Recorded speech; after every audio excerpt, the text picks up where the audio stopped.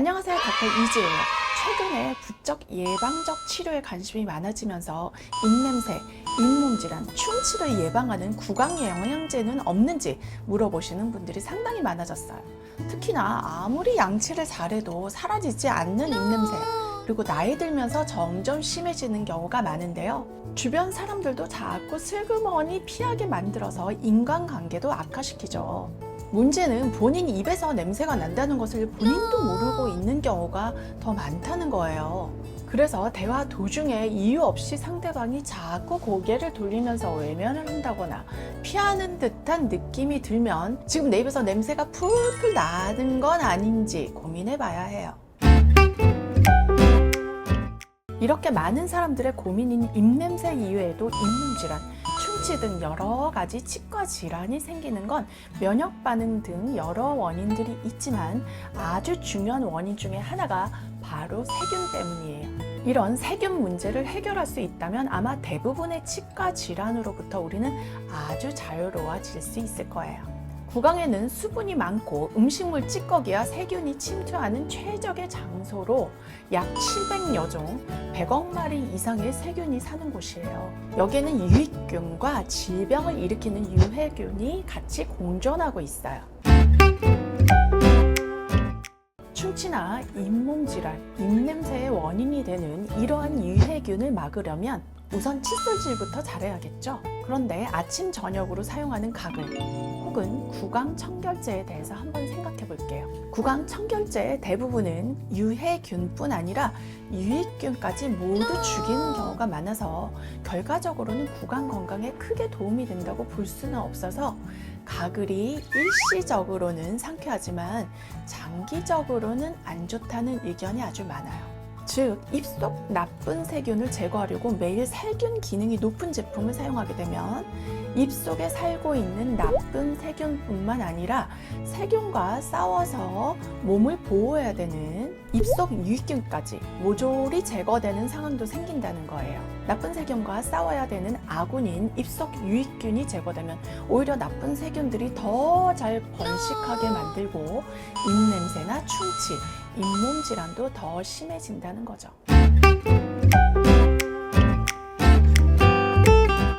그렇다면 근본적으로 구강 건강을 유지하려면 어떻게 해야 할까요? 근본적인 구강 건강은 유해균이 잘 번식하지 못하고 유익균이 늘어나고 활동하기 좋은 환경을 만들어줘야 해요. 먼저 여러분이 잘 드시는 장 유산균의 원리에 대해서 한번 알아보자고요. 장 속에 나쁜 세균이 많이 살고 있고 이 세균들이 설사와 변비, 이런 장질환은 물론이고 면역력까지 떨어뜨려서 암 또는 여러 가지 질환을 발생하게 만듭니다. 장 건강이 면역 기능에 큰 영향을 주는 게 바로 이것 때문이죠. 이때 나쁜 세균을 제거할 유익균이 필요한데 그 유익균이 바로 유산균이에요. 그래서 유산균을 먹는 거예요. 입안에서는 유익균이 25%, 유해균이 15%, 중간균이 60% 정도로 서로 공존하며 균형을 유지하고 있는데 그 균형이 깨지게 되면 충치, 잇몸질환, 입냄새 등의 각종 구강질환을 일으키고요. 전신질환과도 연관되는 경우가 많다는 의견이 대부분입니다. 그런데 사람들마다 유해균 대 유익균, 즉 적군 대 아군의 비율이 저마다 다들 달라요. 어떤 환자는 제대로 이도 안 닦는 것 같은데 치과 오랜만에 와도 충치도 거의 없고 잇몸도 튼튼하고 입냄새도 별로 안 나는 환자들은 여러 원인이 있겠지만 적군 대 아군의 비율, 즉 아군의 비율이 월등하게 높기 때문이라고 설명할 수 있을 거예요. 원리는 똑같습니다. 입속 세균도 유익균이 있어야 나쁜 균을 억제하겠죠. 즉, 이 유익균의 역할을 하는 것이 바로 구강 유산균입니다. 구강 유산균의 도움을 받으면 유해균들의 활동이 선택적으로 억제되어서 입냄새나 충치, 잇몸 질환을 감소시키고 각종 구강 질환을 예방하는 데에도 도움이 됩니다. 입냄새, 충치, 잇몸 질환이 잘 생기지 않는 환자분들 입안에 있는 균이 어떤지를 분석해서 균 조성을 똑같이 내 입속에도 재현해낼 수 있다면 충치나 잇몸 질환이 거의 안 생길 수 있는 거죠. 그래서 정말 균이로부터 깨끗한 사람의 입안에 어떤 균이 있는지를 연구해서 거기 있는 균들 중에 유익한 역할을 할 것 같은 균들 중에 후보를 몇 개 뽑아서 정말 이 균들이 우리 입안의 잇몸 질환, 충치, 입냄새 등을 감소시킬 수 있는지 여러 실험을 거치면서 실제로 가능한지 검증된 유익균들이 구강유산균입니다. 구강유산균의 작동 원리는 크게 세 가지로 설명이 돼요.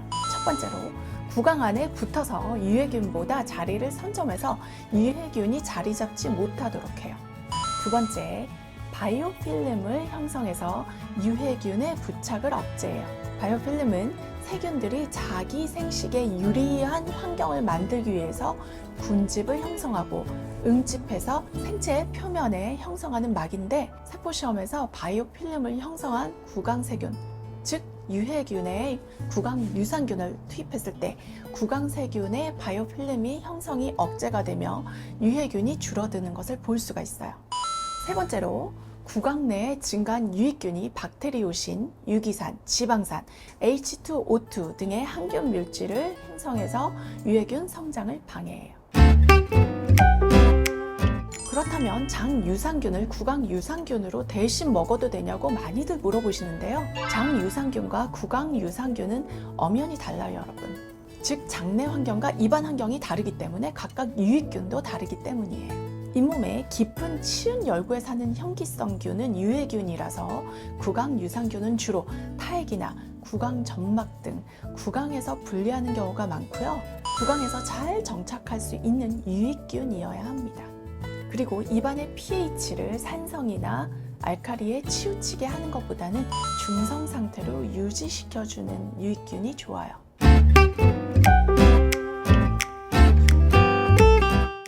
구강유산균은 뮤탄스 등의 충치균과 같은 유해균을 억제하여 충치 예방에 도움을 주고 잇몸 염증을 줄여주어 잇몸 질환 예방에도 기여합니다.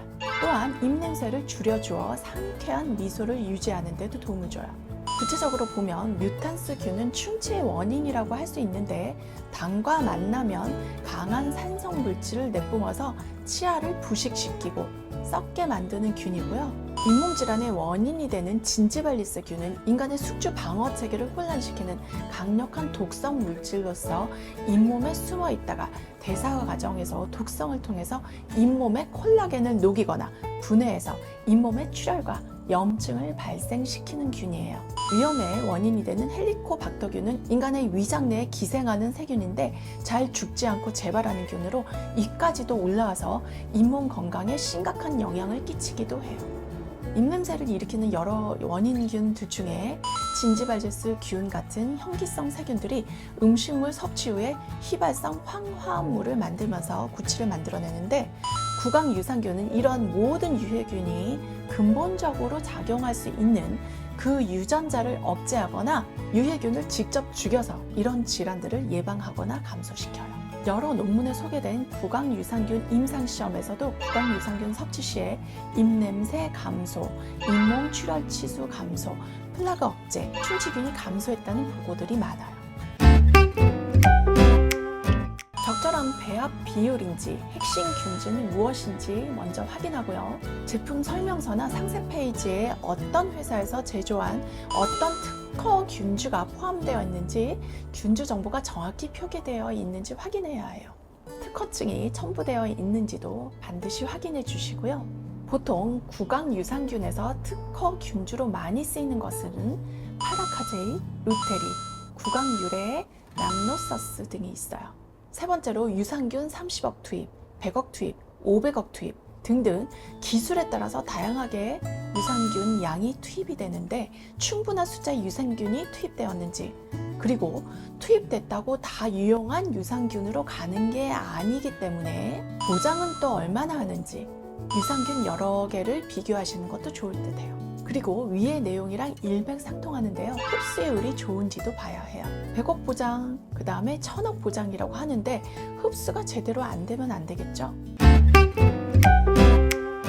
어린이 유치에도 좋기 때문에 어려서부터 섭취하는 게 좋아요. 어린이가 처음에 태어날 때 무균 상태로 태어나는데 부모로부터 혹은 여러 환경에서 충치균이나 잇몸질환균에 노출되면서 유해균들이 구강에 정착되고 특히 치아가 나오는 시기인 6개월에서 3, 4세 정도의 충치의 주 원인균인 뮤탄스균이 자리 잡게 돼요.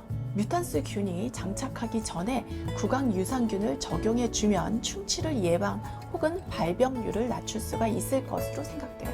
어른이 되면 여러 환경에 노출되기 때문에, 그리고 먼저 자리 잡은 균들은 새로운 균이 자리 잡기 힘들기 때문에 이런 유해균, 유익균 밸런스를 맞추기가 더 어려워지거든요.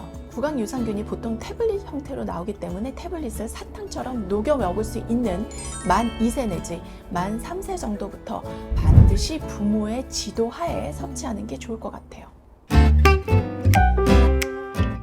충치균이 당을 먹고 산을 배설하면서 충치가 생기는데 자일리톨을 당인 줄 알고 먹으면 이용을 못하기 때문에 충치균이 굶어 죽는 거거든요.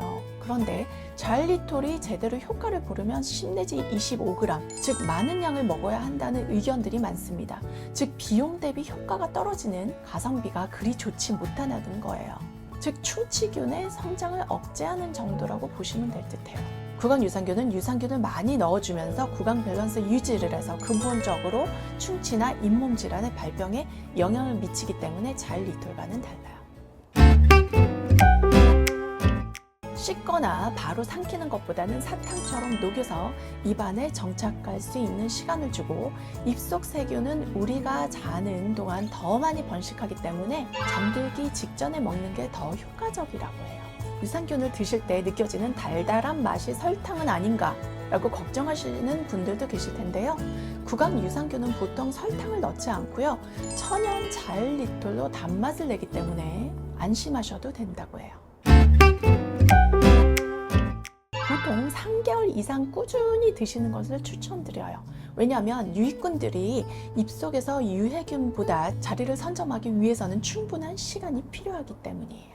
물론 기본적인 양치, 치실, 주기적 치과 검진 등 구강 건강의 가장 기본이 되는 것들을 소리 한 채 구강 유산균에만 의지함으로써 문제를 해결할 수는 없을 것이지만, 좋은 구강 유산균을 통해서 분명 입냄새와 충치, 잇몸 질환 예방 등 구강 건강에 도움이 될 것으로 보여요. 지금까지 닥터 이지였습니다. 궁금한 치과적 내용 있으면 댓글 남겨주시고요. 저는 다음에 더욱더 유익한 내용으로 찾아올게요. 닥터 이지에게 힘을 주시고 싶으신 분들은 좋아요, 댓글, 구독, 알림 설정 부탁드려요. 저는 다음에 다시 올게요.